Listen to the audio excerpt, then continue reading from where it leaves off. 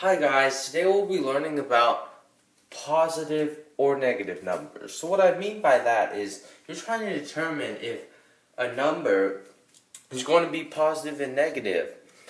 So the way you determine if the product of two numbers is going to be positive or negative is by these two rules.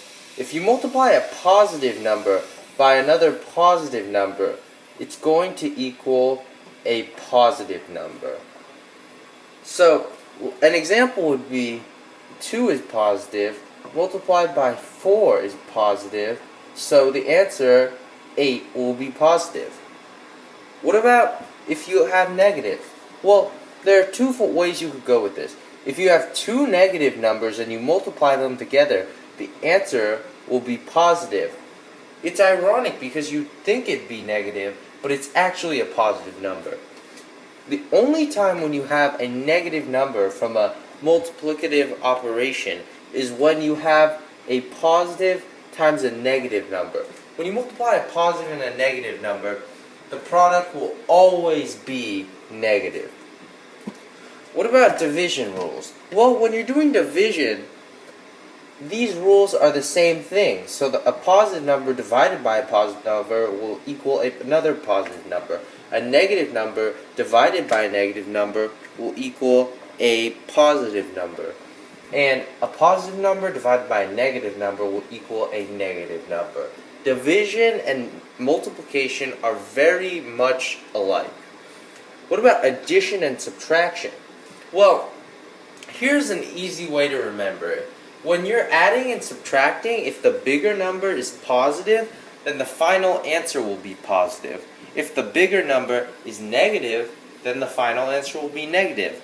We'll take a look at some practice problems to help us out. Hi guys, right now we're going to look at some practice problems for positive and negative. So, what's negative 4 times negative 2? Well, remember from the rules, if you multiply a negative number by another negative number, you're going to get a positive number. So, negative 4 times negative 2 will just be 4 times 2 is positive 8. Well, 3 times negative 4. Well, when you have a positive number and a negative number, the result is going to be negative. So 3 times negative 4 is negative 12. And you probably already noticed, but keep in mind, that negative sign or that positive sign, when you're multiplying or dividing, will not affect the value of the answers. It'll only change whether it is positive or negative. So, but now let's go to 4 minus 5. Well, what's the bigger number here? 5 or 4? Well, it's 5. So, the answer will be a negative number. So, 4 minus 5 will be negative 1. Let's look at number 4. 100 minus 99. What's the bigger number here?